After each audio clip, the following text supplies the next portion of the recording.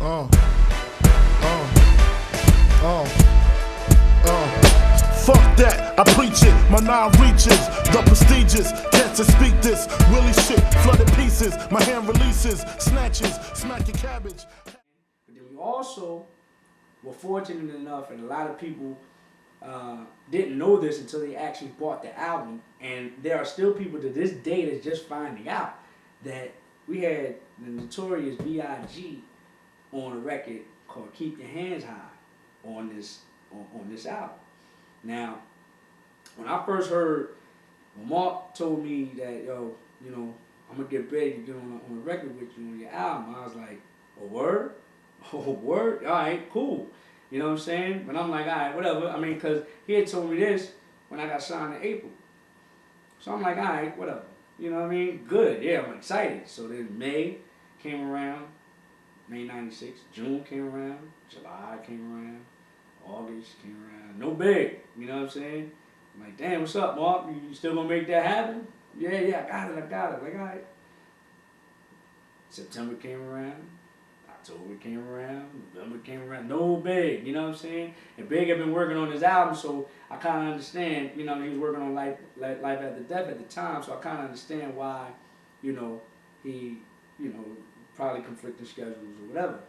But the new year rolled around, still no Big, and then all of a sudden, he's like, yo, we're going to, I think we recorded that joint at D&D Studios, Premiere Studio.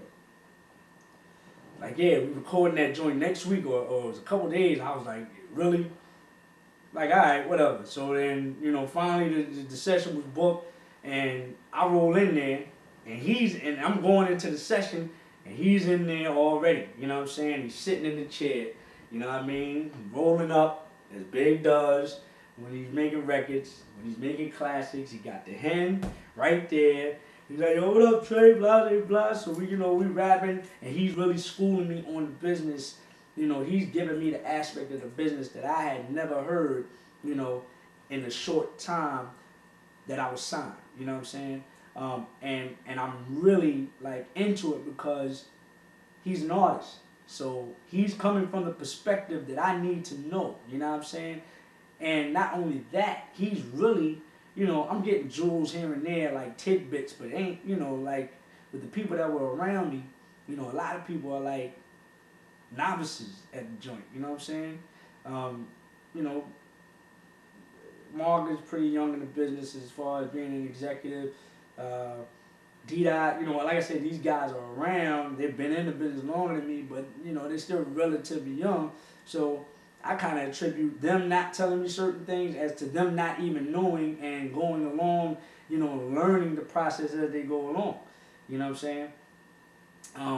But, coming from Big, who, had been an artist since 92, and this is like 97, talking about 5 years, and maybe it's just as long as the other guys, but he's coming from a perspective that I can fully understand because he's a successful artist, like really success, like at the top of his game. He's at the top of the game at that particular time. So, he's just giving me jewel after jewel after jewel, and mind you, we probably were in this session for maybe about 7-8 hours. But he's just dropping jewel after jewel, and just, we having fun in there, you know what I'm saying? We getting our mind right. We about to, we think we're about to put together something amazing, something classic, and the other thing that I'm noticing while he's dropping these jewels is that, every so often, after he finished talking, laughing, blah, blah, blah, I just see him, just kind of not leave the room, but leave the room mentally. And you just see him just rolling around doing this as the beat is playing. You know what I'm saying? Just rolling around doing this. You know what I mean? Then all of a sudden he'll come back to the conversation, have people laughing, da da da, whatever. Get up, maybe go to the bathroom or something, I don't know, whatever. Come back, laugh, and then all of a sudden he'll black out again. Just start doing this. And I'm like, what is I think I know what he's doing.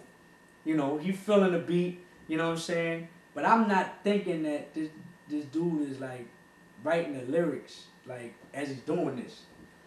I'm thinking, he's trying to get a rhythm and trying to figure out his flow. But I still see no pen and pad. I still see no paper, and that's what I'm accustomed to. Cause at that particular time, that's how I'm writing. Like I need the pen and the paper. You know what I'm saying? So he's like, ever so often, just doing this, coming back to the conversation, doing this. Then all of a sudden, 7 hours later, I'm thinking, shit, we might have to come back tomorrow because I don't see no lyrics on his plate. And I had my first verse done.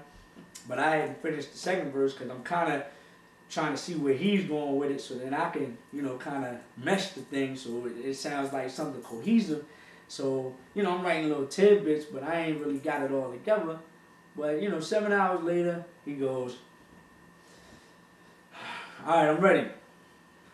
I'm looking like, ready to do what? Like, I'm thinking, ready? What you ready? Ready to go? Like, I was thinking the same thing, and it's getting late. Like, it's time to break out. Might as well come back tomorrow. It's more. At that particular time, I'm not understanding that studio time. I got to pay for it. So, I'm like, whatever, let's come back tomorrow. But really, they were going to charge me another day in the studio. So, I'm glad we didn't come back tomorrow. But we're going to get into the financials and all that later. But anyway, he's like, I'm ready. So, I'm like, ready to do what? He's like, I'm ready to go in the booth. I said, huh? Ready to go in the booth? Where's your material? Where's your pen and pad and all that? Like, I can't write it down. It confuses me. I'm like, confused? What? Like, yo, man. Alright, well, yeah, go ahead in there. Let's do it. I'm thinking, man, is he going to freestyle this shit all the way down? On my record? I mean, he might be nice with the freestyle, but I'm like, I'm trying to make a record. Like, you know what I mean?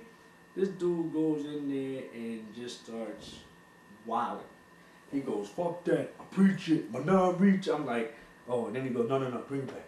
Fuck that, I preach it, my non-reaches, the prestigious. Bring it back. Fuck that, and he spits this the most incredible, like, I'm like, yo. I had to, like, for real, I had to go, whatever I was thinking, I had to go back and I had to come back the next day. I think I came back like a week later.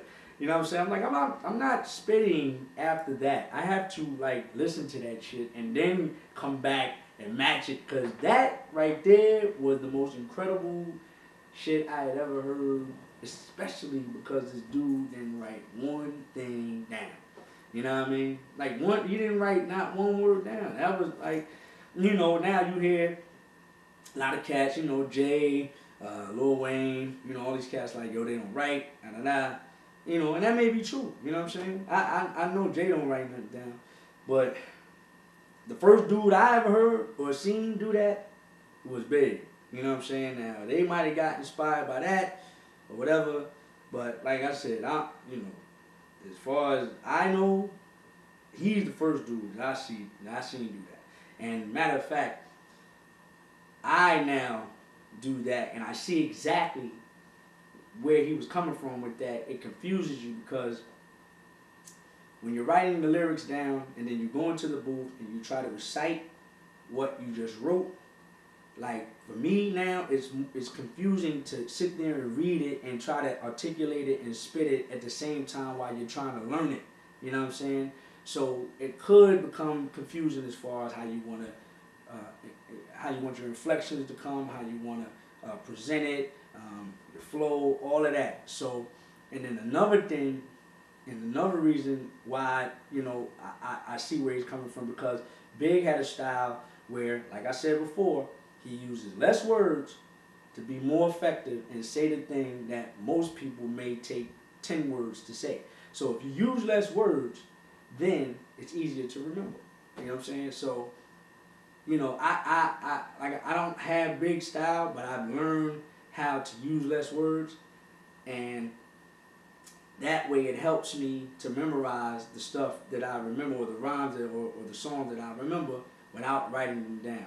As long as you have an effective melody, and as long as you're able to bend your syllables in a manner that makes them easy for you and the listener to remember and comprehend, and it makes it easier to just go ahead and try to memorize those lyrics as you go along, as opposed to writing them on paper and then translating it from paper through your vocals in the mic. You know what I'm saying? That's just me. And then I'll be honest, like law school kind of helped me with that too, as far as the memory is concerned, because you had to remember so many cases and so much law like it was in such a short time span is ridiculous. So going from that to writing a rhyme is nothing. You dig? Nothing. Like I challenge, like, go read a case and try to remember that shit, you know what I'm saying, from point A to point Z in a week. Can't do it. You know what I mean? So going from that to writing rhymes became easy. So that was my experience with the whole situation with Big. It was like probably the single most incredible thing that I, you know, in my process or in my career of being a signed artist, that was probably the single most greatest experience of my life. You know what I'm saying? You know, God rest his soul. You know what I mean?